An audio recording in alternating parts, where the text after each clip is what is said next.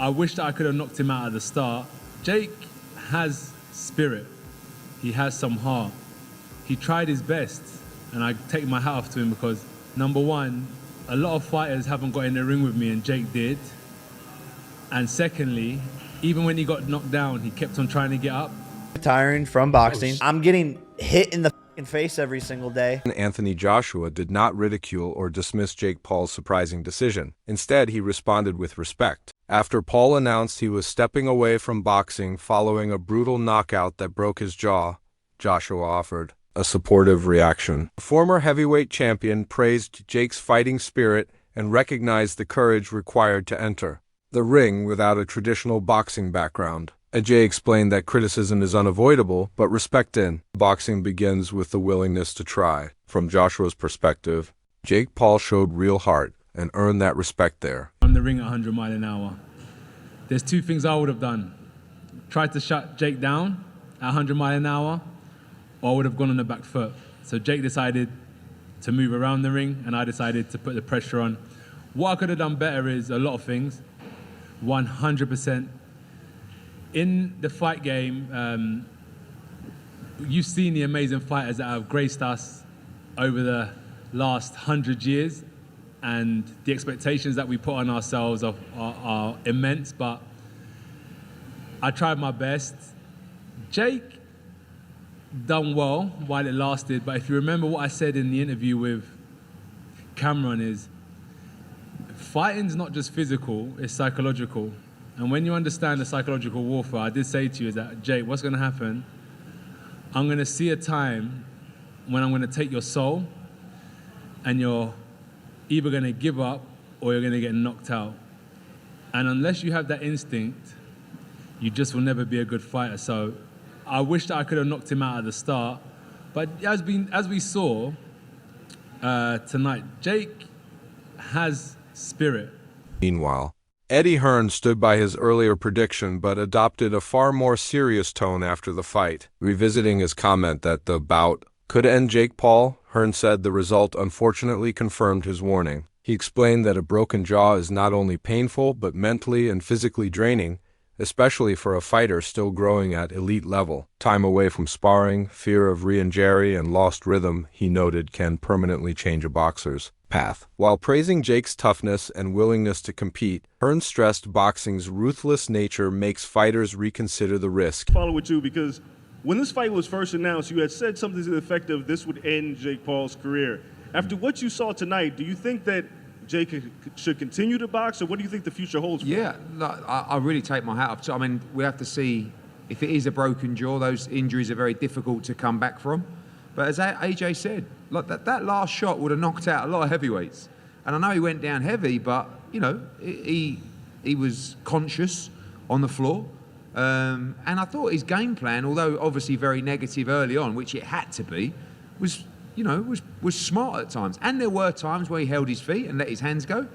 You know, it was a very one-sided fight. It was always going to be a one-sided fight. But you can't give him anything but credit and respect. There's a lot of negative people out there. There's a lot of people who want to criticise people. They're not doing what Jake Paul's done. He just went in with Anthony Joshua and gave it his best shot. Took a lot of punishment and ended the fight eventually. Paul's game plan against Anthony Joshua focused on movement, speed, and avoiding power for as long as possible. Before the fight, Paul said he would rely on agility and footwork, circling constantly, maintaining distance, and forcing Joshua to chase him. The goal was to frustrate the former heavyweight champion and survive all 8 rounds. Paul and his team emphasized avoiding the single fight-ending shot, trusting cardio and angles instead. The strategy was simple: keep moving, make Joshua miss, and never trade directly with a bigger, more experienced puncher overall. The game plan from both guys from round 1. Jake was very mobile. I mean, he had the happy feet going. He was circling around the outside of the ring. He was not looking to engage in elongated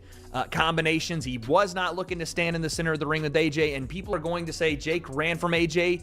And you're right. Because guess why? He absolutely had to. Again, we talked about this in the build-up to the fight. He had to be mobile. He had to be on his bike. So yes, you're justified in saying Jake ran from him because he had to. He had to. And anybody that convinced themselves that Jake was going to walk to the center of the ring, stand in the phone booth with AJ and trade punches until someone laid flat, you were lying to yourself, or you convinced yourself of something you saw in the promo. This was always going to be the way the fight went. I wasn't surprised at all that this is the way that Jake started and pretty much fought the entire time. I was a bit surprised that AJ didn't assert himself earlier. Now, again, it is very hard to hurt someone that doesn't want to engage in a continuous fight. Round one, very much a feeling out process for AJ. Didn't really look like he did much, but Jake didn't either. There was one right hand that AJ landed in the first round that shook Jake up. That's the danger that was coming for Jake the entirety of the fight. The second and third rounds were pretty much the same, a bit of a mixed bag in terms of Jake tried to get on his jab more. He did land some jabs that snapped the head back of AJ and landed some right hands, but this was all calculated risk for AJ as well, because he knew as long as he turned that faucet on and let the water run and let it fill up the sink and never turned the faucet off,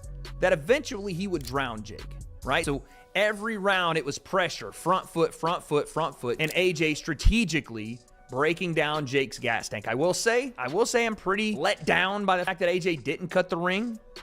I was shocked that he didn't go to the body more. I was shocked that he didn't set up his punches more, didn't get his head off the center line more. It was not a great performance from AJ, but at the same time, AJ had just come off a loss. AJ had just come off surgery. I'm not making excuses, but it was. Nikisa Badirian defended Jake Paul, stressing the result didn't erase what unfolded in the ring. He said Jake followed the game plan precisely, executing the strategy practiced in camp and delivering what was required each round. Nikisa emphasized boxing's unforgiving nature, where one clean shot can change everything. Tactically, Jake did his job, showing discipline, preparation, and clear development despite the brutal outcome and setback. It was a moral victory because he expected to win.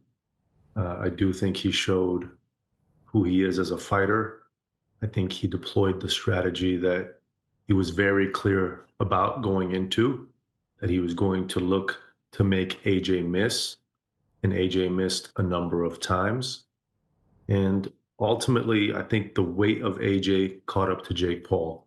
If you look at the first 3 rounds, AJ wasn't really able to touch him.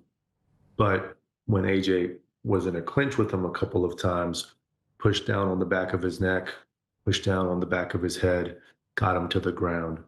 There was a few times where Jake looked like he was going for a takedown. Again, that was Jake trying to engage in the clinch, and AJ smartly moved back. In one instance, I think it was the 5th round, Jake engaged for a clinch, AJ moved back and started punching down on Jake's back.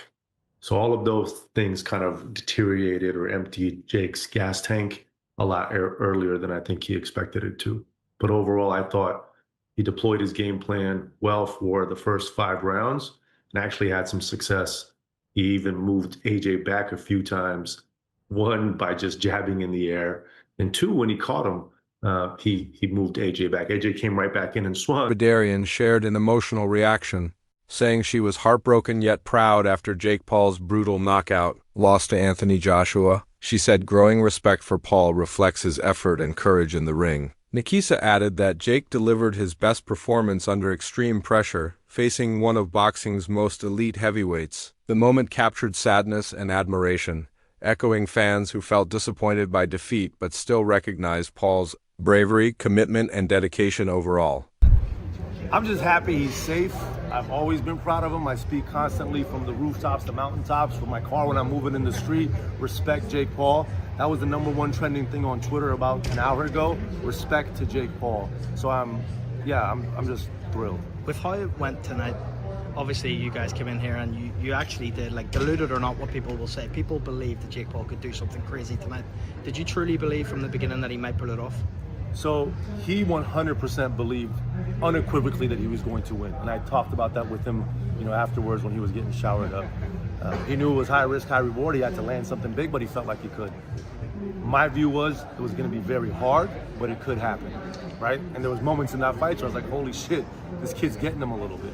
So, when I spoke about no matter what happens, he won. Despite the clear result, many respected voices in combat sports focused on Jake Paul's determination rather than the loss itself. ML legend Anderson Silva led the praise, stressing the courage required to face a former heavyweight champion of Anthony Joshua's level. Silva said that regardless of outcome, Jake showed growth, discipline, and a willingness to confront extreme adversity head-on. Analysts and fighters noted Paul stuck to his strategy, absorbed punishment, and kept competing under pressure, revealing a fighter's heart beyond wins and losses. Silva added that bravery, resilience, and improvement earned respect in boxing and MMA. Even in defeat, Paul displayed a mindset ready to learn, adapt, and test himself against elite competition during the demanding post-fight aftermath. Anthony Joshua put on a show in Miami, taking on Jake Paul in a much-anticipated heavyweight bout. And in the end, it was AJ who delivered exactly what we wanted in the end. He stopped Paul in the 6th round to get the victory. I'm just seeing pictures online just now of Jake Paul with a broken jaw. The guy's crazy. He's sticking his tongue out. There's blood everywhere. He's playing up to the cameras. He's quite the showman.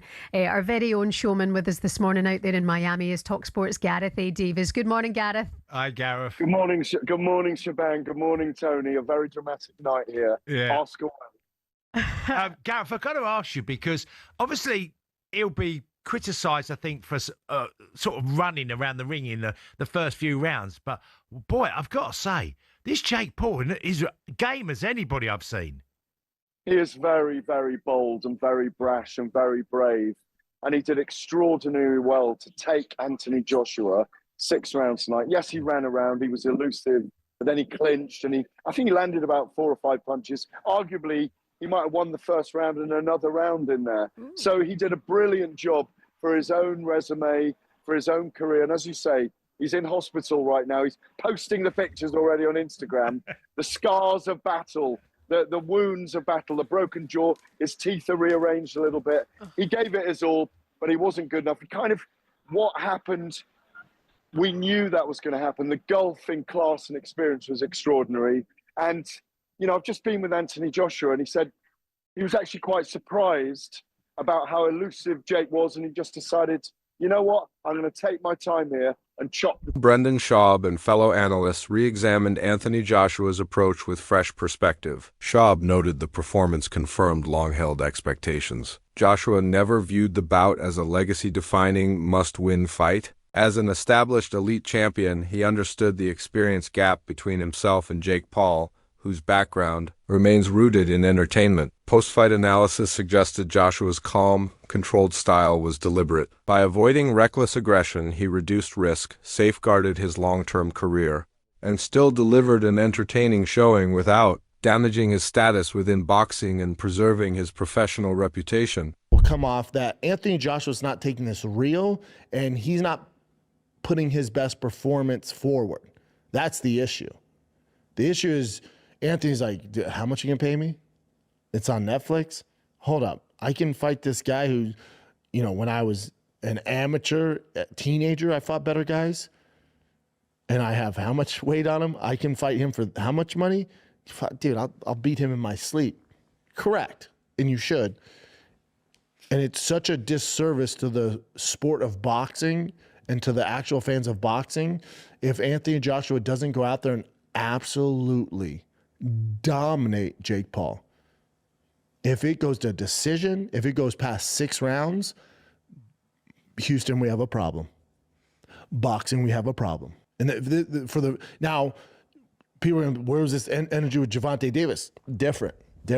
You're talking about a very, very small guy. I've worked with Gervonta. He's fucking tiny. And size can overshadow a lot of that stuff. I still think Gervonta should still win that fight. And the body shots, if he's taking it seriously, that should have got the job done. But obviously he has his legal issues and that went out the window. But when you're talking about an actual world-class heavyweight who went toe-to-toe with Klitschko, with fucking all these bad boys, If Anthony Joshua takes this serious, as he should, this shouldn't even be a competition, and it's brilliant. Because for Jake, okay, cool, man. Got knocked out by one of the best to ever do it, or got finished by one of the best to do it. At least I got in there. And I'm not even a heavyweight. I'm a cruiserweight at best. Either I'm too light in the ass for that. I should be fighting down. He's shooting for the moon. He's